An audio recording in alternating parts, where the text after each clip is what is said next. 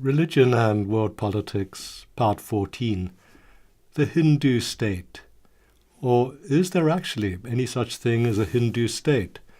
Mr. Modi, the Prime Minister of India, is the representative of the BJP, the Bharatiya Janata Party, which stands for Hindu values as foundation values for the Indian state.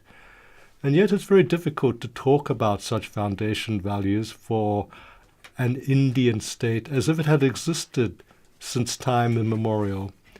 But the very claim of the BJP and Hindutva, the ideology of all-embracing, all-encompassing Hinduness, is very much that what we're looking at in terms of an Indian identity is something which is holistic, encompassing, and stretches back through time. Try to make this into a national ideology for the modern age, but also using this as a modern ideology of exclusiveness, of standing apartness, of being in some way competitive with other identities. For instance, the Islamic identity of neighboring Pakistan, and by direct extension, the Islamic minorities within India, poses all kinds of difficulties for how we conceive of an international relations and a citizenship built upon belief that has several very, very overarching religious elements to it. And yet when we look at the history of India, we're actually looking at a history of fragmentation. Even the British Raj, the British colonial experiment over India, divided India into two very, very large portions. One was underneath direct rule from the Raj. The other was the indirect rule via 175 princely states. With 175 princely states, with many languages being spoken, with many different histories, the claim of one India is one which has to overcome and navigate a past history full of multiplicity. And this multiplicity stretches back through time. So the idea of a Hinduness from time immemorial is something that deserves interrogation. What you're looking at, in fact, is an earliest civilization in India, really from about the 4th millennium BC. But really it's from about 2000 BC that we start to see something which can be identified as a mark of Indian organizational capacity. And that's the foundation of cities all built along similar lines. Cities built around rectangles and squares on lower ground, and an acropolis or a public space, an administrative space of government buildings, of temples, of meeting halls and public baths on upper ground.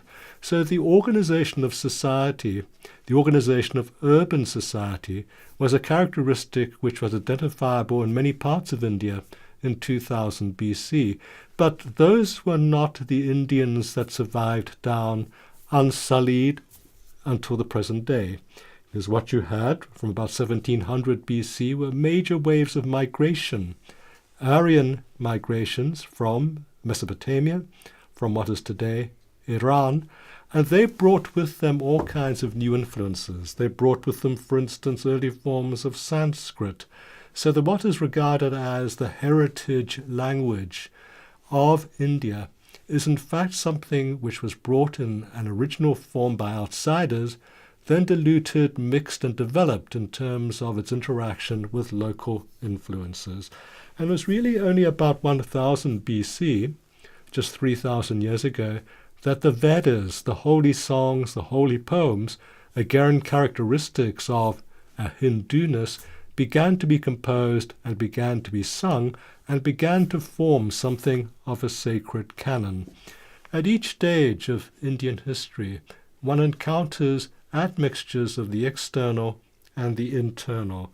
You have the advent of Buddhism in 400 BC, followed very, very quickly by the invasion in the northwestern part of India of Alexander the Great and his Macedonian phalanx army. It was followed by the nationwide adaptation and adoption of Buddhism underneath the Emperor Asoka. Underneath Asoka, we have the very first manifestation of something that resembled a united India, a politically united India won by conquest and given a national doctrine, in this case Buddhism, adopted by Asoka because he was so horrified at the carnage he had caused in uniting India that he turned to the ways of peace in his late age. But that was as recently as about 268 BC. So all of the great manifestations are recent, and in fact the Indian pantheon of gods like Shiva, gods like Vishnu, really only took place at the turn of the millennium, between 200 BC and 200 AD. The writing of the great books, the Mahabharata, the Bhagavad Gita, all of those come from that point in time, consolidated finally into an institutionalized ethos in temple Hinduism only about 1,000 years ago. So looking back, you see Hinduism as recent, even of course if 1,000 years is a long time for something to settle and consolidate, but we're not looking at something historically monolithic.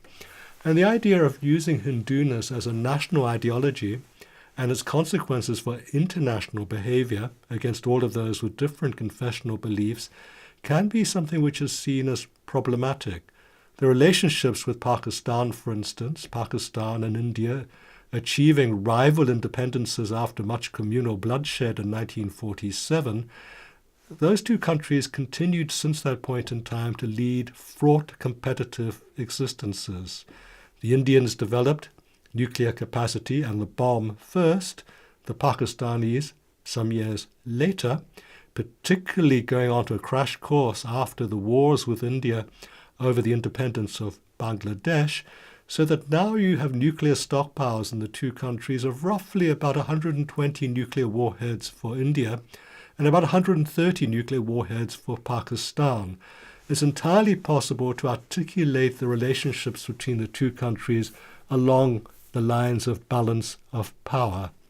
It's also entirely possible to interpret the Indian assistance for the independence struggle of Bangladesh in terms of weakening what was once a united Pakistan by separating from what is now Pakistan its eastern portion and turning that into a state which could be more easily dominated by India. India, in any case, has had many problems on its borders, quite apart from Pakistan. The 1962 war with China, which India resoundingly lost, is a case in point.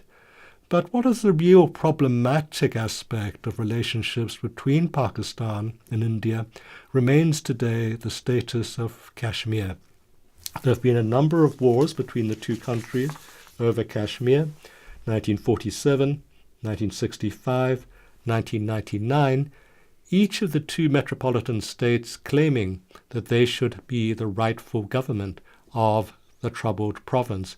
But within the troubled province itself, a very, very strong and very, very visible minority but insurgent group of Kashmiris wanting to go it alone and have independence underneath their own rubric, underneath their own identity.